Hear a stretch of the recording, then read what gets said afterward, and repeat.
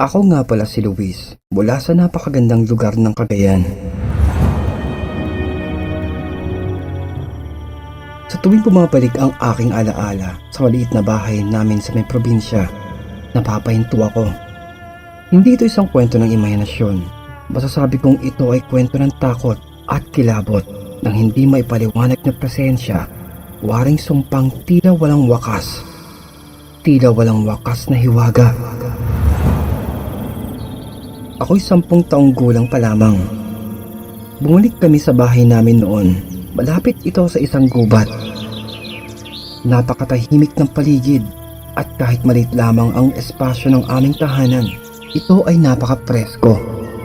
Bagamat masikip, masaya kami dahil mas malapit naman ito sa may trabaho ni tatay, kaya madalas marami siyang oras para kami ay makasama. Sa likod ng aming bahay, may isang napakalaking punong mangga. Sabi nila, ito ay napakatanda na. At kung iyong pagmamasdan, ito ay mistulang nakatanaw o nakaharap sa may bahay namin. Pati na ang mga ugat nito ay parang nakakapit sa buong lupa at patawid patungo sa aming bintana. At noong isang gabi, may kakaibang nangyari. Habang kami ay natutulog, naramdaman ko ang malamig na simoy ng hangin sa may loob ng kwarto ko. Pero nakasarado naman ang pinto at bintana ng aming kwarto. Ngunit biglang napabalikwas ako dahil parang may nakita akong dumaan sa may harapan ng kama ko. At nang sulyapan ko ang bawat sulok at paligid, wala naman. Kaya iniisip ko na baka ito ay imahinasyon ko lamang. Pero kinaumagahan, nagulat si nanay dahil nakita niya ang mga plato sa may kusina. Nagkalat ito doon sa may sahig, na ang sabi naman ni tatay, baka daga lamang o pusa ang siyang may gawa. Kaya hindi na kami nagtanong pa. Pero ang nakapagtataka, wala kaming naririnig na anumang ingay nung mangyari ang pagkakalat sa may kusina. Lalo pa ang mga pinggan namin noon ay iyong tipong makalumang kulay puting lata. Kaya labis kaming nagtataka. Pero ang mga kakaibang bagay at pangyayari ay unti-unting dumadami. Minsan, hindi maiwasang may naririnig kaming mga yapak sa may sahig kahit wala namang tao. May mga pagkakataon pa nga na ang aming mga gamit ay gumagalaw ng kusa. Pati na ang bunso naming kapatid na si Mila na siyang 4 na taong gulang. Madalas ito ay may tila kausap doon sa isang sulok ng aming bahay.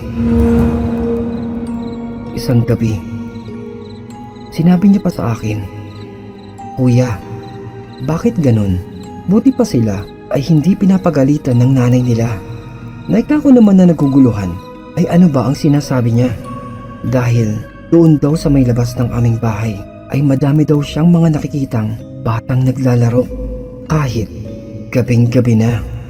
At ang saya-saya daw nila, labas-pasok pa nga daw ang mga ito doon sa aming bahay. At nang tanungin ko kung sino bang tinutukoy niya, ay itinuro nito ang isang madilim na bahagi ng aming bahay doon sa may pinto patungo sa likuran ng aming tahanan. Nasa may musmos na edad ko ay hindi ko naiwasang kilabutan dahil sa aking mga nasasaksihan. Pinakamalala pa nga po nito ay ang nangyari kay tatay. Dahil isang umaga,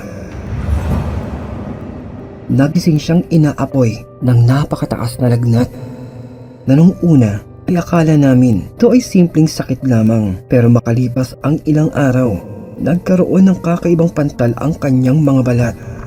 Malalaki, mapupula at parang may mga sugat na hindi gumagaling. Dinala siya sa may doktor, pero walang malinaw na maipaliwanag ang mga espesyalista tungkol dito. Na sinasabi lamang ay baka daw siya ay diabetic na, kaya pabalik-balik ito doon sa may ospital. Pero sa katagalan ay parang mas dumalala lamang ang kalagayan niya. At nang makita ito ng aming kapitbahay na si Aling Rosa, Ang sinabi niya, baka naman daw ay nagalit ang mga nakatira doon sa may punong mangga. Na doon lang namin napagtanto, lalo nang sabihin ni Aling Rosa, ay baka sa tuwing lumalapit si tatay doon sa may puno upang ito ay magbunot ng damo, magtapon at magsunog ng basura, ay marahil ito ang dahilan sa lumalala niyang kalagayan. Kung kaya ay lumapit na sila kay Ka Tomas, isang maaasahang albularyo noon sa aming lugar. At nang dumating siya, agad nitong naramdaman ang bigat ng hangin sa bahay namin. Naikapa niya, may nagalit sa inyo. May mga duwending naninirahan sa may lugar na ito at nakalimutan yata ninyong magbigay galang, kaya ito ay nagagalit sa tatay ko. At sa habilin ng albularyo, pinuntahan namin ang likod bahay sa ilalim ng punong mangga. Sinabi kasi ni Ka Tomas na mag-alay kami ng pagkain tulad ng sinaing na itim na bigas, sigarilyo at prutas. Naglagay din kami ng alak at ilang barya na habang ginagawa namin ito, naramdaman ko ang malamig na simoy ng hangin, pero hindi iyon natural. Para bang may mga matang nagmamasid sa amin nung mga oras na iyon, na hindi ko maiwasang magtayuan ang balahibo dahil kinikilabutan talaga ako ng todo. Na matapos ang ritual, lumipas ang mga araw. Nakapagtataka, unti-unti nang gumaling si tatay. Pero kahit na wala na ang kanyang sakit, ang presensya ng duwende na nagparusa sa kanya ay patuloy na nananatili. Sa gabi, naririnig pa rin namin ang kanilang mga halakhak, mga paghuni, ang mga yapak at minsan ang maliliit na aninong tumatakbo sa may madilim na sulok ng aming kwarto. Na makalipas ang maraming taon, nang tumanda na ako at magkaroon ng sariling pamilya, hindi pa rin ito nawawala. Isang gabi, habang nagbabakasyon ang anak kong si Kevin sa lumang bahay namin, tumakbo ito pabalik sa kwarto ko. Nanginginig, umiiyak, na ikapa niya ay may maliliit na tao daw sa may ilalim ng aming mesa.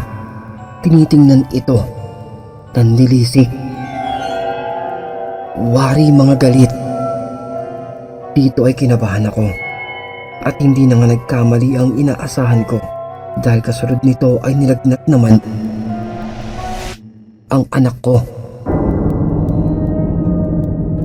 Na wala pang kaalam-alam ang misis ko noon tungkol sa kwento ng bahay namin, kaya ikako na lamang sa kanya ay alagaan na lamang ito ng mabuti at gagaling din naman ang aming anak.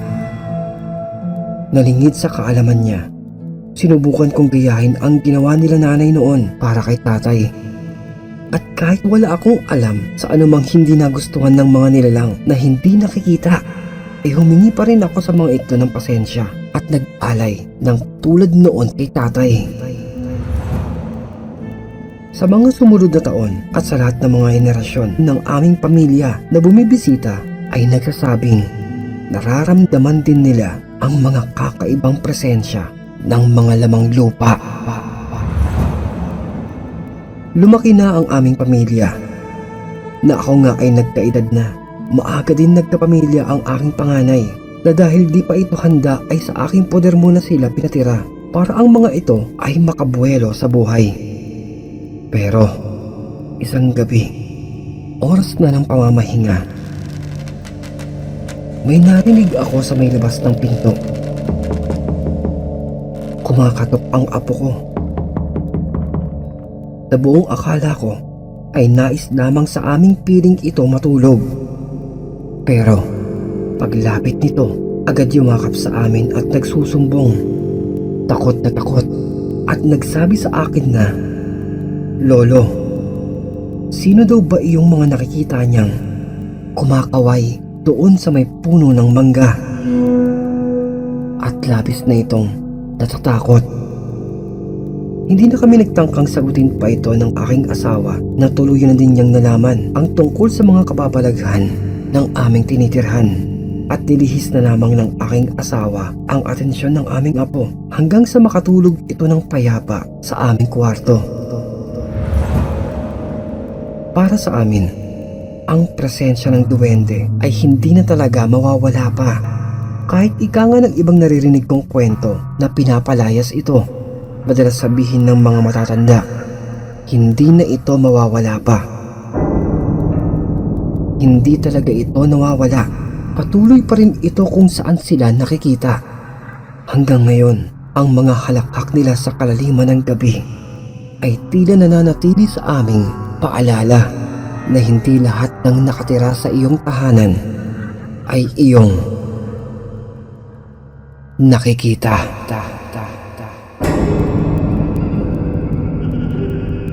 Mga kaibigan, ika naman ni Mang Luis sa kanyang huling mensahe. Marami pa daw sana itong mga kwento tungkol dito. Pero, nag-aalinlangan lamang itong magbahagi dahil baka isipin daw ng mga taong makakakilala sa kanya na masyado itong nagpapaniwala sa mga kwentong pambata at siya ay mapagtawanan.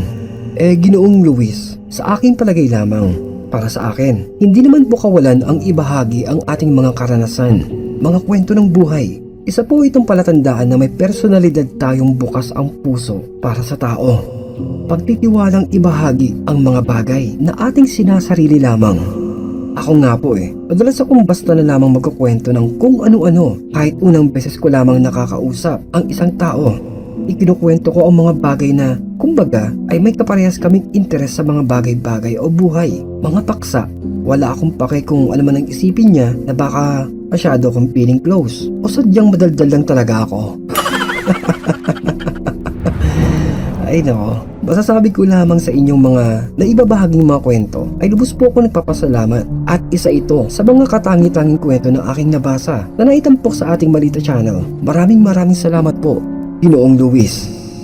Saka may dadagdag ko din po na huwag po kayo mag-alalang mapagtawanan ang inyong mga ibabahaging istorya dahil normal lamang ang tumawa sa aking programa dahil ito ay madalas kong sinasadyang gawing nakakaaliw o masaya ang mga ipinapadalang kwentong nakakatakot at sanay naman na ang ilan po nating mga kaibigan tagapakinig na asahang guguluhin natin ang bawat kwento para mas magulo.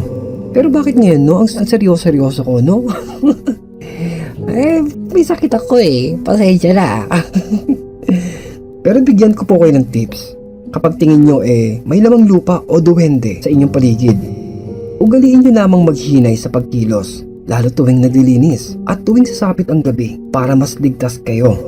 Ay sa tuwing dadaan kayo sa dilim, sabihin nyo lamang to the left. Tabi-tabi po. Ang corny, no? Pasensya na po hindi ko talaga kaya magseryoso Patawad na. Mga kaibigan, maraming salamat po sa inyong pakikinig. At kung inyo pong nagustuhan ng ating naitampok na kwento ay isang napakalaking bagay po ang pagpindot nyo ng like, pag-subscribe para hindi mahuli sa biglang pagsusulputan ng ating mga malakabuting mga kwento na napakalaking tulong din po ang pag-iiwan nyo ng positibong mensahe na kung may pagkakataon din na maibigan mo itong maibahagi ay pintin lamang ang ating share button. Isang maliit na abala lamang po, ngunit tatlawin ko po itong napakalaking bagay, mainit na pagmamahal, taos puso po ninyong pagsuporta at pagtangkilik para sa ating pang mas mahaba kwentuang katatakutan at kulitan dito lamang po sa ating napakagulong tambayan. At kung nabitin ka pa ay silipin lamang ang ating mga kwento at playlist na siyang matatagpuan po sa kaloob-loobang detalye ng ating maliit na channel. Yun lamang po, dito po ang inyong lingkod na kasabing maraming salamat at magpapasalamat pa pong muli.